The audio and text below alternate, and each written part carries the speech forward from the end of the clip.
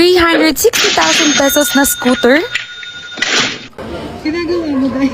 What's up, tol? So for today's video, meron akong nakatabi sa parking na worth 360,000 or almost 400,000 na scooter. This is 200cc scooter and this is called Italjet Dragster. Actually, nakita ko lang to sa mga post ni na News Moto, Motodeck, ganyan sa mga events or motorcycle event. And hindi ko akalain na makita ko to malapit sa bahay namin.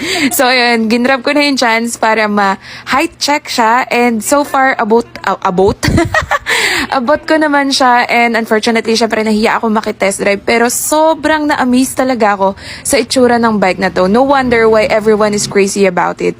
And guys, this is limited edition and I think like 400 plus or less than 500 lang yung nirelease na ganitong unit and hindi ko lang sure kung ilan yung nasa Pilipinas doon.